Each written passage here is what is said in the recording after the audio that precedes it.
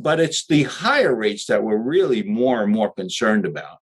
And those, if you're going to be exposed to a higher rate, when you have a small cell site, a little device that's put in front of your house, and every 750 feet, you see the same kind of device serving that area, that development. Those signals are the 23 gigahertz, the 60, the 90 gigahertz, and they only go 750 feet.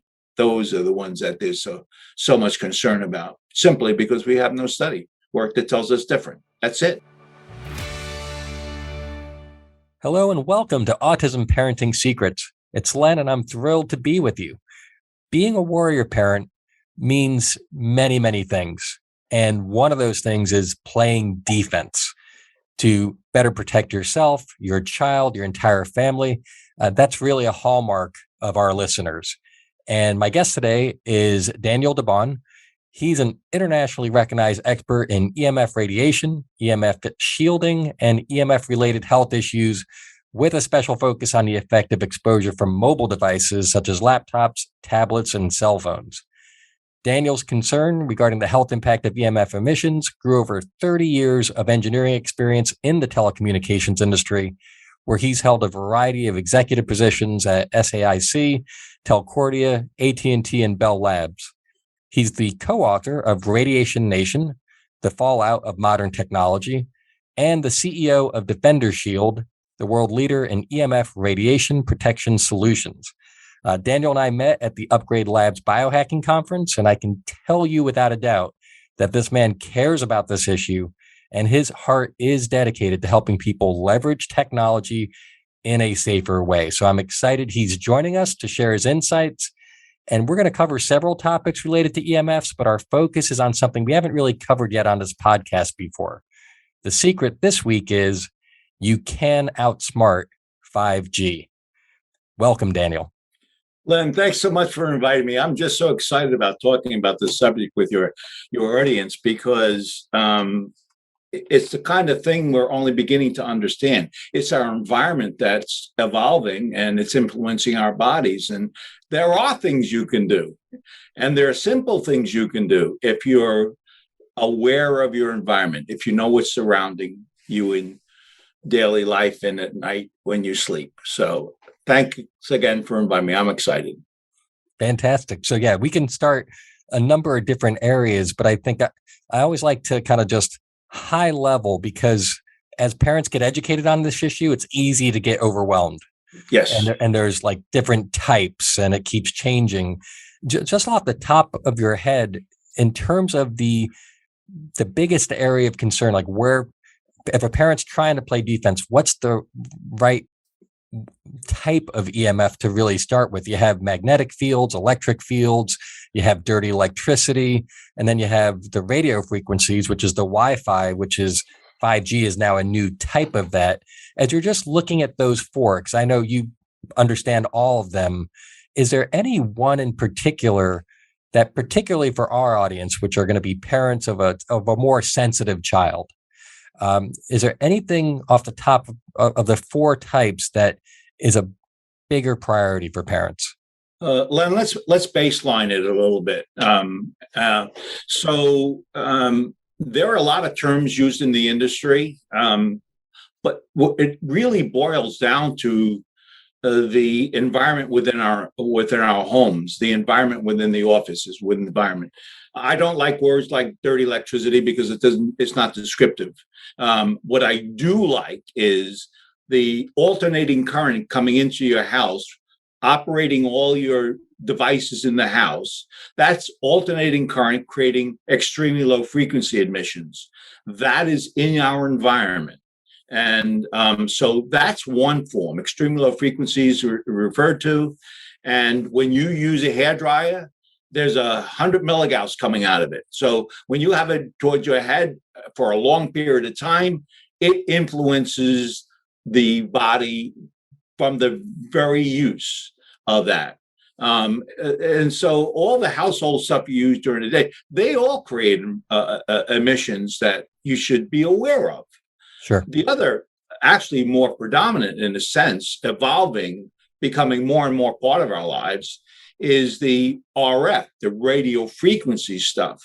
Well, what's that? It's the cell phone in our hand. It's the laptop in our lap. It's the tablet that we use to check the web, the internet on. It's all these modern devices that, if you think about it, only 10 years ago, we had these mainframes operating 100 feet away. They were dangerous, but now they're right on our body. So like that whole toxin, because electromagnetic radiation is an environmental toxin. It's just a new form of toxin that we haven't had for only till recently. It's become predominant. And so when you have a cell phone on, as an example, you have one transmitter that's transmitting to the cell tower. Right. What is that doing? Well, its cell phone sends something out. Think of my finger, the tip of my finger as a transmitter. It opens up like a ball, opening, keeps on opening until it goes roughly 5 miles. It can go as much as 5 miles and hit that cell tower. Guess what? That same signal is hitting you. And when you have it to your head, it's hitting your head. So like just that cell phone has that transmitter. It also has a Wi-Fi transmitter in it. It's looking to connect to the Wi-Fi in your house that you may be using your cell phone to communicate to the internet. And then, of course, you have Bluetooth. So in one device, you have 3 transmitters in your room. And guess how many other devices you have in that same room? and that's sort of what we'll talk about a little bit today, is that kind of environment that's we've evolved to. And it is a toxin that we need to be aware of. Right. And that's part of the overwhelm, right? Is that this is clearly getting significantly worse in terms of the number of devices that are transmitting, and a lot of things that you would never think are transmitting. And so the awareness that this is a growing stressor. And I think I love how you described with the early mainframes and all that, because the idea that it's toxic is beyond dispute. There's no question it is. And now, again, it's taking very different forms that look very innocent. And especially with parents who have a child on the spectrum, a lot of times the iPad is a key way of helping. The children really like to use it. It's joyful, a lot of repetition. And so parents often have an iPad as one of those key tools. And it's just really surprising how very few people don't even give it a second thought that could be something that's contributing to that state of overwhelm that a child might be experiencing. No question. Len, there's been a lot of study work, and I'm sure you're very aware of all of the work that's been done in science about this stuff. But, there were studies where they took twins and they said, it's probably true that the environment, 90% is genetic. And so they did the study on these 2 twins, and they found out that they were wrong. It was more like 50% was genetic. The other 50% was our environment, the toxins in our environment, including electromagnetic radiation. It influences the body. And you said something which is sort of important. You said stress. The body gets stressed when it's exposed to a transmitting signal that's going 5 miles away from a cell phone, hitting our body. The body gets stressed from it. And that stress condition creates changes within the body, making it harder to deal with those stressors. And guess what? We keep on adding more and more stressors. Right. And that stress can manifest in any number of ways. Absolutely. Yeah. I mean, the reality of it is, for example, your child, or for the adult that matter, we know there's neurological, physiological issues. The eyes can hurt. You get brain fog. You get tense. You strain your eyes as a result of the exposures. So there's a lot of symptoms that we have that are sort of like telling us our environment is affecting us, but you don't see those as triggers because you're thinking, well, I just have a headache today, Right. and it's really because you're sitting right next to a router. Well, That's what you got to be careful about. Absolutely. And I think a lot of our parents who listen are aware of the idea of toxic load and the stress, but it's so much easier, I think, to get your head around, okay, well, I could see where the wrong foods may cause stress if they're not compatible with my child and how they are right now. But it's just harder because it's so invisible in terms of the EMF impact. And it's also because we're so bathing in it that unless a parent really finds a way to curate the environment and you get to see what it's like in a lower EMF type environment, it's hard to really be aware of the opportunity. Yeah. Now, so a very good point. And I'm going to explain to you when it potentially can start in vitro. There are studies that suggest that an RF signal in vitro can influence the egg of a female at 12 years old. So when you have a cell phone in your back pocket, there's a transmitted signal that's going into your body while it's going out into the environment, and it can influence the egg, the cell of an egg.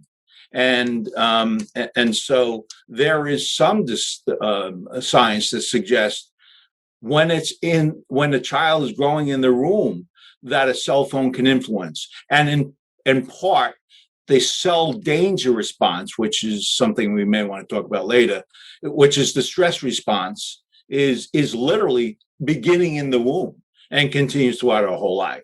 So already, if you're not aware of your environment and the changing, more difficult environment for the body to deal with, there may be more exposures to children inadvertently and unnecessary. Right. Yeah, no, it makes a lot of sense to me. And I think a lot of people understand that children being born these days are coming into such a more toxic environment. The cord blood itself is so loaded with chemicals, and it's easy to kind of analyze that and report that. But then the impact of the radio frequencies and everything that you just mentioned clearly has to have some impact on cell toxicity. And for that reason, playing defense definitely starts well before the child comes into this world. I'll tell you a story, Len. When I wrote the book I had with my son, I sent my book to Dr. Prasad. He was a brilliant man, literally, I think one of the very, very first X-ray experts in the world, in the US. And I talked about the implication of a cell phone in the back pocket of a female woman and its impact to the cell.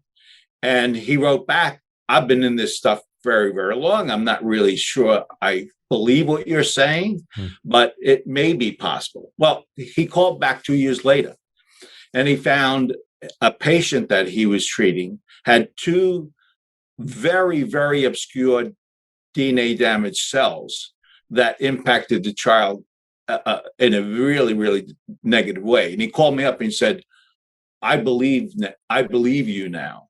I saw evidence of a very high-tech lady using her technology around her all the time, and it impacted her cells. So it's anecdotal in that was his experience on one instance, but there is so much evidence that it can start from early on. You have to be aware of your environment right from day one. Yep. Yeah, no, intellectually, I could see where people can embrace it, but there's nothing like seeing it firsthand for yourself, where you see difference in your own health, your child's health, behaviors, just a general sense of calm. And once you see it for yourself, then there's no unseeing it. Then you, then you'll remain mindful, and there's a balance always to taking measures to play defense and not getting carried away with it and freaking out perpetually because the goal is to get out of the fight or flight state and to find that balance. Absolutely. By the way, I mentioned cell danger response, right? That's a fight or flight of the cell. That's literally what it is. The cell says, "My God, how can I protect myself?" And it says, "Okay, I'm not going to talk to the cells next to me. I'm not going to communicate exactly the way the proteins are not going to pass between our cells." And all of a sudden, there's disruption at the brain level, which is really, really important, and at the body level. So that cell danger response, that fight or flight response occurs, and you're not even controlling it, and you're not even aware of it. And so you really got to know that environmental toxins change those body responses, and it's a fairly well-known science response. Absolutely. Super. Well, then just focusing on radio frequencies then, in terms of the fact that you want to play defense, you want to do what you can. Now 5G has entered the picture and got a lot of press, right? Where a lot of people were blaming it for a lot of things. There was a lot of concern, the fact that it was approved and authorized with literally no safety testing whatsoever. And so there's a lot of people who are concerned about it. I guess my first question for you, and feel free to explain however you'd like, just how much more of a concern is 5G compared to 4G as an example? I'm going to have to provide some background enough so you can understand really where it is and where we're Please going. Do. Yep. Okay. 5G is fifth generation. 4G is fourth generation, and so on and so forth, right?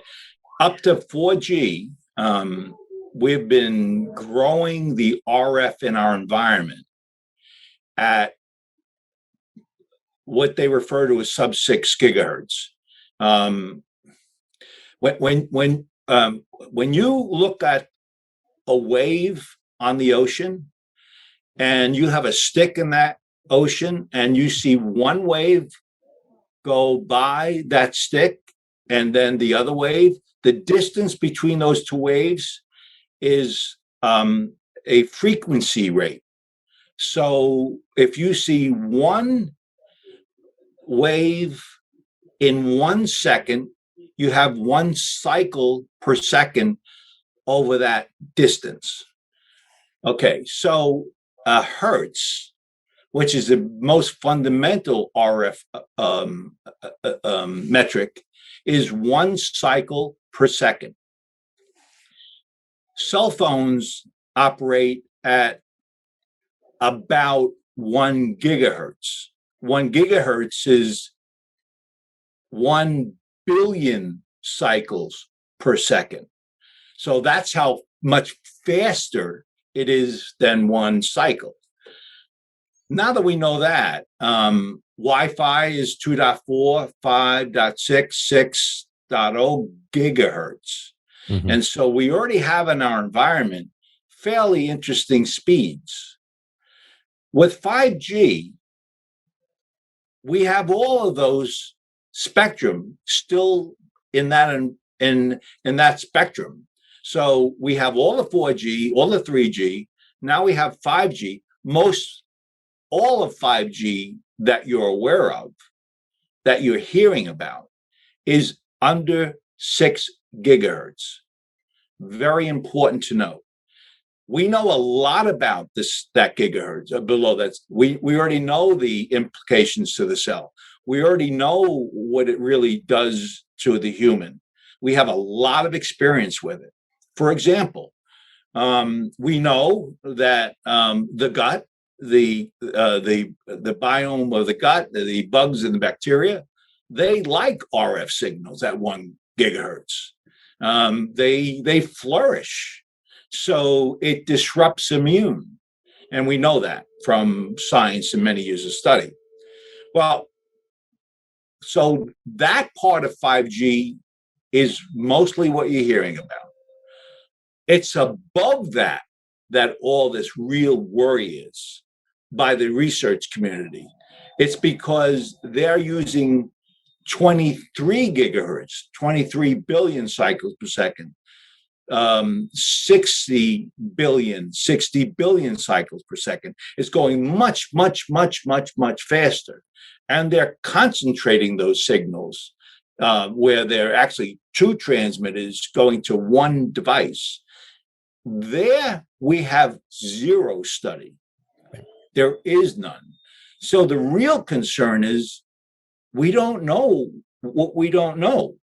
There's been no study about what it really means. Yeah, nothing, like literally nothing. Literally nothing. There's one study that I'm aware of that's legitimate. It was around 20 gigahertz. And you know what it said? The gut likes 20 gigahertz. So we can expect implications to the gut and the immune, just like we've seen at the low rates. But it's the higher rates that we're really more and more concerned about. And those, if you're going to be exposed to a higher rate, when you have a small cell site, a little device that's put in front of your house, and every 750 feet, you see the same kind of device serving that area, that development. Those signals are the 23 gigahertz, the 60, the 90 gigahertz, and they only go 750 feet. Those are the ones that there's so much concern about, simply because we have no study work that tells us different. That's it. Right. But logic would say those can't be compatible with human health. Well, so the argument about the speed, it is the speed and the way they encapsulate the information that's like 10-fold, 50-fold. So we don't know. We know up to 4G, there's been dangers and damage. In this 5G small cell site space, you'd expect and extrapolate out from where we've been that it may be a problem. Some science and research experts think it is. Right. I'm cautious because I come from laboratory work, and it's hard to say that's true when I've not seen it, and no one's seen it. So if someone says you're safe with 5G, they have no idea what they're talking about because there's no evidence that you're safe. Right. And on the opposite, there's no evidence to say it's absolutely, without a doubt, causing harm just because there hasn't been enough time to really. So exactly. The question is, where do you want to put your bet, right? In terms of exactly. Yeah. Really right. Done. My bet is caution, right? That's simple as that, right? As you often claim is the right approach, caution. Right. Why are you taking risk if you don't need to, particularly if you know the background? Yes. And it gets also, if you're trying to play defense, it would be wonderful at least to be able to measure 5G and whether you're being bombarded by some tower, something that's outside your where you live. But that's the other thing is that we have meters that can measure most electromagnetic fields, but you can't measure 5G, at least that I'm aware of. And laboratories can't test 5G. Right. Test laboratories can't test 5G. Test equipment doesn't exist. It doesn't exist, and it's not coming out next year either, right? Right, exactly. Absolutely true. So overall, so then if that's the case, you can't measure it. Where the jury's out, no question that there's reasons to be cautious. What can, particularly parents of a child with autism who may have a more sensitive kid, a more immunocompromised child, what would you recommend as prudent ways that people can take more control? So I'd like to reinforce what you just said. Anyone on a spectrum tends to be more sensitive in the work we've seen. So it is important that we manage the irritant in the environment.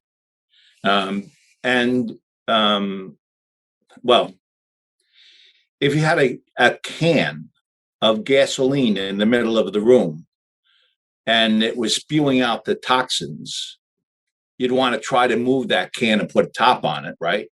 Well, that is a to be carcinogenic, considered by the World Health Organization is to be carcinogenic. Well, RF is considered to be carcinogenic. So there is clear concern about a can in the middle of the room. As any toxin, you want to make sure you manage it. In the case of the cell phone and the laptop and tablet, there are simple rules that you, if you're aware of them, can really reduce that and minimize the irritants to your child that's on the spectrum at whatever level. And they're very simple things to do. We, for example, we were talking about a cell phone, and we talked about the 3 transmitters. Why do you have 3 transmitters? Maybe 1 transmitter, the cell phone, maybe all you really need. So simply by turning off devices that are using transmitters into your environment helps. Right. And so in a cell phone, by turning off those other 2 and using cell phone transmitter for cell phone service, actually improves the environment by 2/3. It takes out your environmental toxin by 2/3. You're basically getting rid of the redundancy, right? You have much more than you need. So right. So perhaps that cellular signal is all you need. Right. And think of this. When you have a cell phone to your head, science tells us already that we know that there are implications to the frontal lobe cells. Well, do you know that if that cell phone is 1 to 2 feet away, 80% of the danger is gone? By 4 foot, 98%. And so, like, if you're not using your phone, distance is your friend. Literally move it away from you, and certainly move it away from the family. And by that very nature of moving it away, you substantially reduce the exposure. In general, I talk about this as bees in a room. 1 bee won't kill you, 1,000 will. So your goal is to reduce the number of bees in the room, the number of transmitters in the room. If you're conscientious about it, you really can reduce those exposures where you can use all the modern devices, but not have the concern of excess exposure. If you have a laptop, or you have a TV box that has a Wi-Fi connection to it, run a Ethernet connection to it, run a wire to it, eliminate those transmitters in the room and get better reception, by the way, but it's also true, you're reducing that transmit. So in general, you're the architect of your own destiny in the case of electromagnetic radiation. You control your environment, and you shouldn't be expecting someone to say you're safe. You have to decide if you're safe or not. And one of the ways you precautionary address that is by simply moving them away or turning them off when you don't need them. The other thing is, if you use a cell phone or a tablet or a laptop for a couple of minutes, there's no danger to your body when it's close. It's when it's prolonged use. So if you want your child to talk to grandma and you give the cell phone to the child and they talk for a couple of minutes, I wouldn't worry about it at all. What I would worry about is if you're hours a day talking as a child. I would agree with that, except for one exception. I'd like to just get your take on it.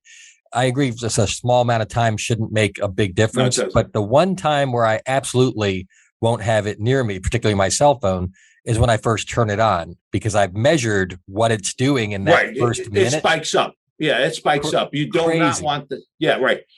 Here's another thing you may not have heard, which correlates to children versus adults. It's sort of an important point.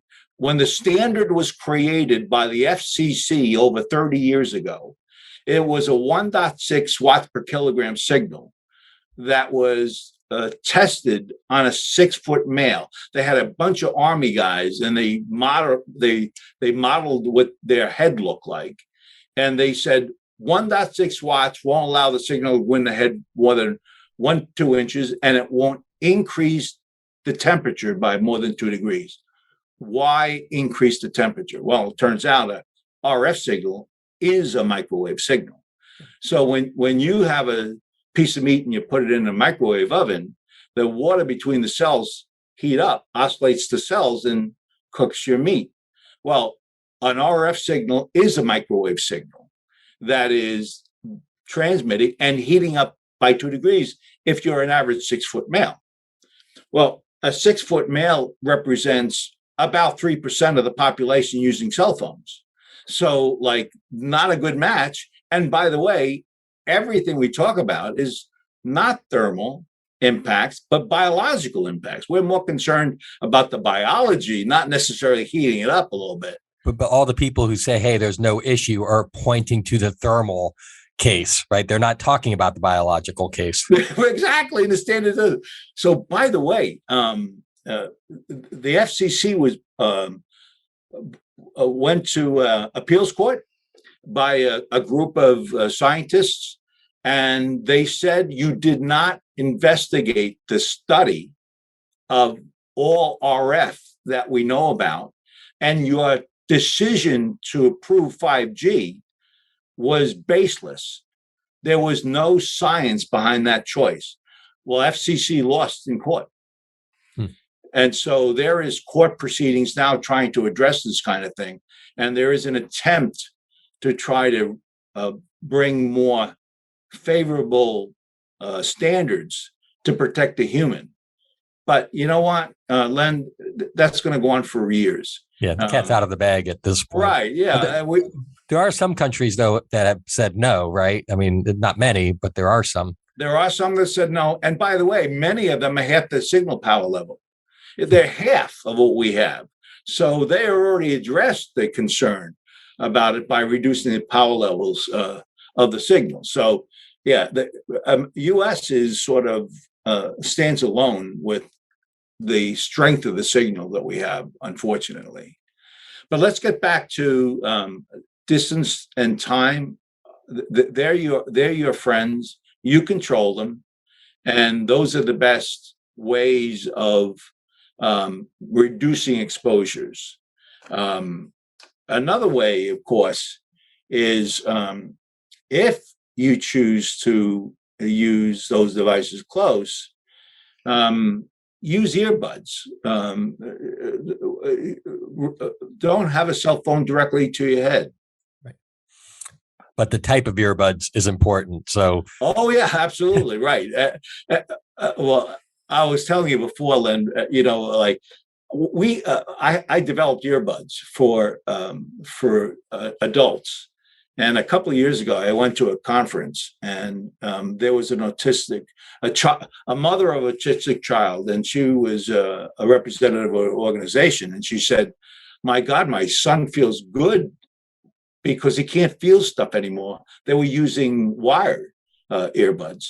And I said, "Well, why don't you use our earbuds, which is an acoustical link? I've eliminated the wiring in it." And she said, he loves them, but he doesn't like stuff in his ears. And so I said, okay, I'll fix it. And I ended up developing a child headset that goes around their head. Yeah, over the ear. Has acoustical over the ear, right? And so and we sent it to the woman, and her son was using it, and he didn't feel anything around him. He couldn't describe exactly what it was, but he was more comfortable with something that was around his ears, and he didn't feel anything. Yeah, he felt electric hypersensitive will feel those signals. There's no question. Some more severe than others. And so you just don't know what it is, but there are things you can do by keeping stuff away, reducing time in use, or shielding it. And that's the third way you think about finding ways to protecting yourself. And just a quick recap on the headphone thing, because I think it's important. So generally speaking, headphones, if you're thinking safety, the AirPods are horrendous in terms of the wireless signal. So those are the absolute worst. And then most people would then say, okay, well, maybe a wired headphones should be safer, but they're not safe either because of what they're conducting. And so you've developed something that is a much safer option, particularly for kids. Because I know I love listening to music and podcasts. My son loves listening to music. Right. Have safe headphones for him is an incredible gift. Okay. I'm glad you said that, because there's no doubt there's a progression of safety that you can go to, and you want to go as far as you can and be most cautious. I'm going to explain to you something I typically don't, but a cell phone is 1.6 watts per kilogram, right? I mentioned that as the standard. Bluetooth signals, the ones when you put something in your ear and they talk to your device, they're 0.3 watts. That's 1/5 the power level of a cell phone. 0.1 watts, 15 times less than a standard cell phone, can mutate the cell of a frontal lobe. So there are studies that show even the lowest levels of emission can actually impact the body's responding a fight and flight at the frontal lobe from these devices. So you really got to be careful, particularly for this. You got to know the secret about this. You got to keep that stuff away from, particularly the hypersensitive, the autistic that are on the spectrum. It does bother them. And in terms of a strategy, in terms of playing defense and shielding and protecting, there's a lot of people who offer products in this area. Some are more of like trying to deflect the signals, which don't really work. Then you have like, how do you harmonize and make it more biocompatible? So there's a couple of different strategies out there. What's your take on that? You mentioned in the introduction, I used to run laboratories. I did run laboratories, and you should never trust anybody's a claim. You should only look at the independent scientific evidence of their claim. And the kind of products that are on the market that make claims are unsubstantiated claims. Most of this stuff is pseudoscience. It is not science. And there are terms being used that are not scientific terms. They're not physics terms. These are marketing terms. So you really should be careful, and you should do due diligence about the products you choose for safety, particularly for your kids. Yep. And it's also, what's the messaging coming? Because a lot of times there is a lot of fear mongering and scaring people into purchasing. And I see that at conferences all the time. And so you have to be able to sift through all that and to, understand what's happening, and then to choose very carefully and to make sure you understand how a product in particular might be beneficial. Right. No question about that. The reality of it is there are so many things on the market that you need to question. But the reality is, Len, you need none of it. You're pretty safe and you're pretty secure if you know your environment and you're controlling your environment and minimizing those exposures. Honestly, this is not to panic about. This is simply to be aware about it. And if you're aware of it, you're pretty safe. And the idea that, no names. There's some research that talks about the calcium penetrating the cell. Calcium, as you know, is connected to autism, right? Yes. And excess calcium in the body. Well, he talks about the penetration to the cell. Do you know that's less than 0.5% that's impacted by that? So that whole argument, that scare tactic about the problem, is such a minuscule part of it. The stuff you and I are talking about, minimizing exposures by distance and all those kinds of things, 20% of the population, including autistic, are electric hypersensitive. And we're more worried about that population than the calcium penetrated into a cell. Yeah. And it's the fight and flight response that we really are addressing when we talk about actions that should be taken to reduce exposures. It's that fight and flight we're trying to solve. Yep. No, that makes sense. And just one specific question with 5G, because I know it's coming up even for me, is when it comes time to choosing a device, so is it better now to hang on to your old iPhone if that's what you're using and to not go with the 5G compatible, or does it really not make any difference if a phone is 5G compatible now? So a great question, Len, and a very simple answer. The frequency rates being used by all cell phone manufacturers available today in the near future is the same spectrum that has always existed. So there's really no difference or concern for that matter. The concern, if there should be some, is when you have that small cell site in the front of your house and they're trying to connect to your cell phone. You don't want that service because that's a beaming service into your house directed towards your cell phone. It's likely more for the broadband services they're going to be offering. Just simply don't accept those services. And by doing that, you're not under those high exposure levels that you'd be concerned about because you're not getting that service. Well, how does that work then? If it's outside your house, how do you say no to that service?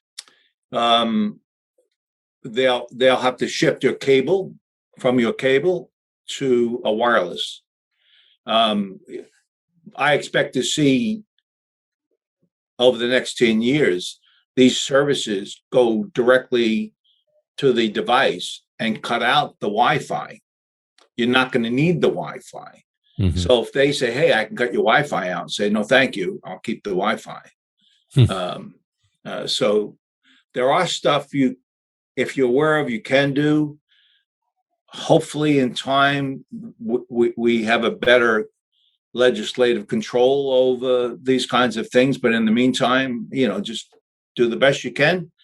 If you have a smart meter, like people panic about smart meters, right? Well, if it's on your garage and there's a distance more than 10 foot away from you, yeah, don't panic. It's not interfering with anything, right? Yeah. If it's on your child's bedroom, outside the bedroom wall, move that child out of that bedroom and put them someplace else, because that is a problem. But it's nothing to panic about. It's just a matter of making sure you understand what it is and what you can do about it.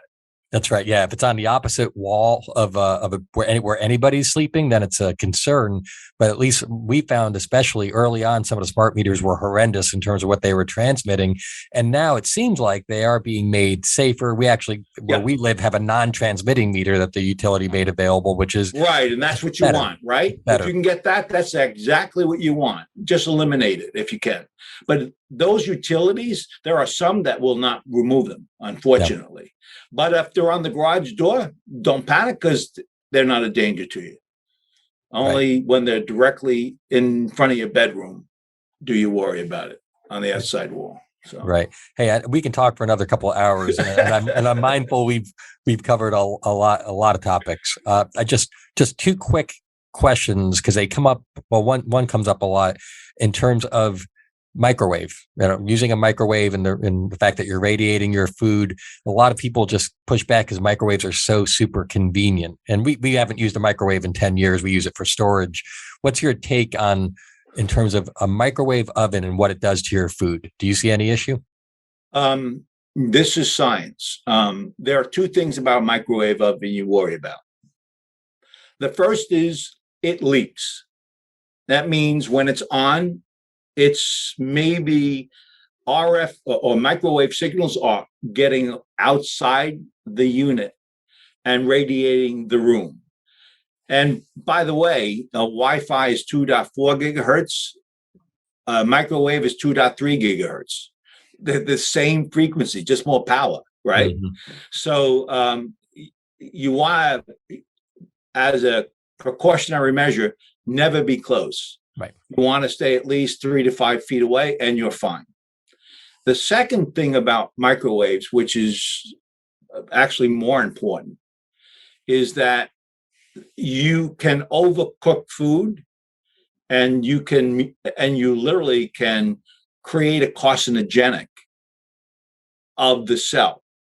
So when you overcook, that's the concern you have with microwaves. Okay. It is the fact that you're creating a cell and damaging the cell to the extent where it becomes mutated and carcinogenic in nature. So if you're heating something up, you're probably okay. Just make sure you don't heat it too much. Got it. And then finally, this was an example we had with a one-on-one client we were working with, where we actually went to the house and we were with our meters and testing levels, just trying to get a sense if there were any big issues. And there were some, particularly they had Wi-Fi boosters and that type of thing. But what was really interesting is that in the living room, and the router was in the living room, and there was a TV and a big couch, and we were measuring anywhere that the family spent a lot of time and just saying, hey, what is the RF level? We know that the router's there. It's going to transmit. It's going to pop up. But what was interesting is that the child, the son was on the spectrum. The daughter was neurotypical, but the daughter, who was, I think, maybe around 4, had a certain spot on the couch that she always demanded to sit in. Right. And when I went around with the meter, I was looking at the overall level in that room, in that living room, and the levels were kind of high, nothing big. But the only place in the entire living room where the readings were off the chart was exactly where this girl would always demand to sit. And it was just a crazy, so it must have been the configuration of the room, and the Wi-Fi, the RF level at that exact location was so super high compared to the rest of the room. How close was it to the router? Probably about 15 feet away. So it wasn't right next to it. RF signals do reflect off of a wall. Mm-hmm. So it could be a reflection point of multiple reflections within the room. And yes, if it was towards the center, maybe it was getting, I'm not sure. It was a pretty big living room, high ceiling and all that. So it could have just been the way things were bouncing around. But yeah, that's right. It accumulated there for some reason or another. Right. No, so I appreciate your perspectives on that. That was just more curiosity. But Dan, this has been fantastic. This is really going to shed a lot of light on some really common questions I know we get a lot. And it's just wonderful to be able to have somebody with your perspective, your expertise, to calmly explain what's happening. And again, practical ways that you can just play better defense and then chill out. It's funny you say that. I'm often asked about COVID associated with 5G. Yeah. And it originally began by a doctor, a bozo doctor, saying bacteria is impacted, virus is impacted in the gut from RF, which is true. Mm-hmm. But the body responds by accelerating growth, not creating virus, not creating bacteria. And so this guy somehow half-truth, and the reality of it is the body doesn't create anything. So this correlation between 5G and you now know it was from someone who understood to some level what the problem was, but took it far beyond where it ever should have been taken. There is no link. Right. And you should be worried about 23 gigahertz and the biome of the stomach. Why? Because we know they like bugs. Bugs like this stuff. Simple facts. Yep. And it's all about gut health. I mean, ultimately, you want to improve overall health, neurological health. You start with the gut. Immunity. The heart of the immunity comes from their stomach. So a good balance, as you were talking about food, good balanced food is really sort of important at the most important parts of the body. So you're right. Not only should you be cautious about the toxins that are around you, but the toxins you ingest. Absolutely. A big theme for us for sure. Well, again, thank you so much for taking the time. This has been a delight, and I look forward to catching up with you again down the road. Len, thanks so much for inviting me. I really did enjoy it. And by the way, come to TACA. Oh, TACA, yeah. Yeah, we're going to be at the conference this year. Yeah, it's an online conference. We'll include the links in the show notes. Yeah, no, it would be great to connect with you again through that conference. Cool. Really cool. Thanks again.